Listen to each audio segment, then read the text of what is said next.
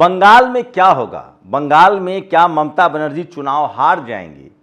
भारत ही नहीं, दुनिया भर में जो भारत के लोग बैठे हैं उनकी टकटकी लगी हुई है। क्या है बंगाल के अंदर की खबर?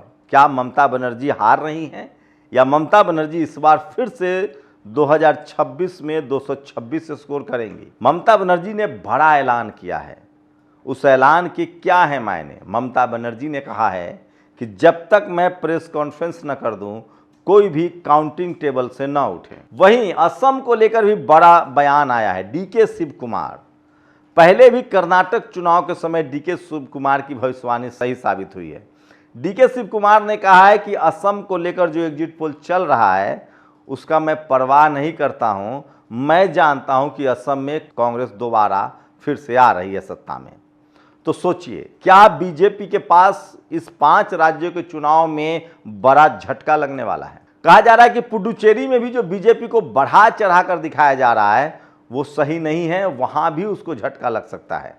केरल में बीजेपी के लिए कुछ नहीं है, लेकिन सवाल है कि जो बांग्लादेश के बहाने बंगाल में हुआ वो केरल में क्यों नहीं किया गया? केरल में इतने पैरामिलिट्री फोर्सेस का डिप्लॉयमेंट क्यों नहीं हुआ?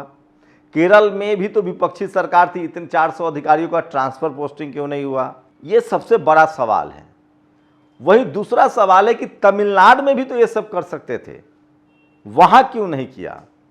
तो क्या बंगाल को बीजेपी किसी भी कीमत पर एन केन प्रकार कब्जा करना चाहती है? टीएमसी वालों, विपक्षियों का तो यही कहना है। फिर से कई बूथों पर वोटिंग हुई है। चुनाव आयोग उसी तरह से सख्त है जिस तरह की सख्ती कभी लालू यादव, मायावती जी के लिए दिखाई गई थी जब वो यूपी या बिहार के सत्ता में थे। उस समय कहा गया कि चुनाव आयोग ईमानदार है, लेकिन आज चुनाव आयोग को लेकर भी लोग, विपक्षी दल सवाल उठा रहे हैं।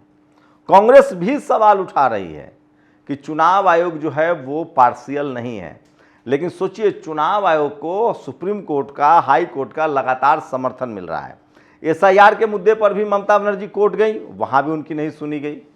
उसके बाद अब नई एक अधिसूचना आई है, एक नोटिफिकेशन आया कि सेंट्रल कर्मचारी, जो केंद्रीय कर्मचारी हैं, जो केंद्र सरकार को रिपोर्ट करते हैं, जिनका सारा हिसाब किताब केंद्र सरकार के पास है, वो काउंटिंग में रहेंगे। तो हाई कोर्ट और सुप्रीम कोर्ट से लगातार ममता बनर्जी हार रही हैं। इसके क्या है मायने? कपिल सिब्बल ने कहा है कि खास जजों को खास तरीके के केस दिए जा रहे हैं और खास तरह के फैसले आ रहे हैं। ये कपिल सिब्बल का आरोप है।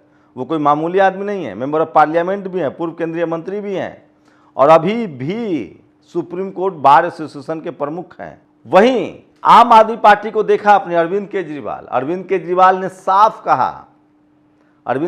साफ कहा कि मैं दिल्ली हाईकोर्ट की जज स्वर्णकांता शर्मा के बेंच में पेश नहीं होऊंगा क्योंकि वो आरएसएस की बैठकों में जाती हैं। इस तरह के हालात हो गए हैं देश में। आज तो एक और खबर आई, एक जो पाठक जी हैं जिन्होंने आम आदमी पार्टी से पाला बदला है, वो दरवाजे से, घर से जब पंजाब पुलिस आई तो बंगले के पीछे से निकल गए।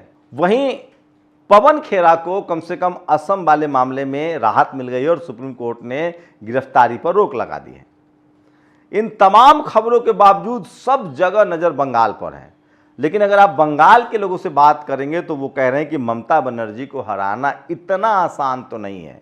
इन तमाम कवायदों के बाद, पैरामिलिट्री फोर्सेस की पोस्टिंग के बाद, 400 अधिकारियों के ट्रांसफर के बाद, 90 लाख लोगों के वोट काटने के बाद भी कहा जा रहा है कि ममता बनर्जी का जो गढ़ है वो बचा हुआ है और उनकी वापसी हो रही है और 170 से 200 सीट जो है वो ममता बनर्जी जीत सकती है।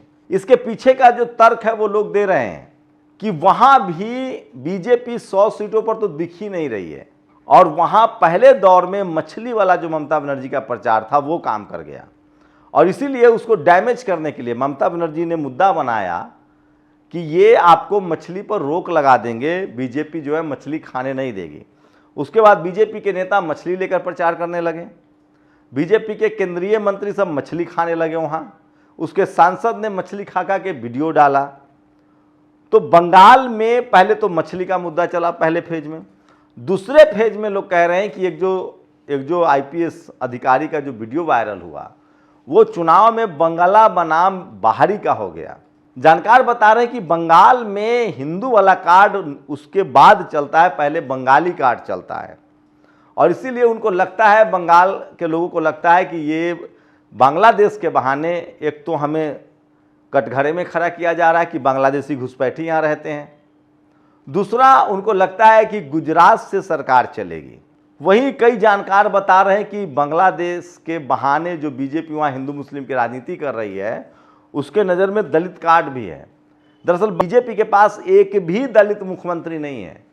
तो जानकार कह रहे हैं कि अगर बीजेपी वहाँ चुनाव जीतती है तो शेड्यूल कास्ट दलित समाज का मुख्यमंत्री होगा, ताकि उसका इम्पैक्ट जो है वो यूपी में पड़ सके। लेकिन वहीं तमाम लोग जिन्होंने वहाँ से रिपोर्टिंग की है वो कह रहे हैं कि ममता बनर्जी को हराना मुश्किल ही नहीं नामुमकिन है, और अभी भी बीजेपी सिर्फ 192 सीटों पर चुनाव लड़ रही है।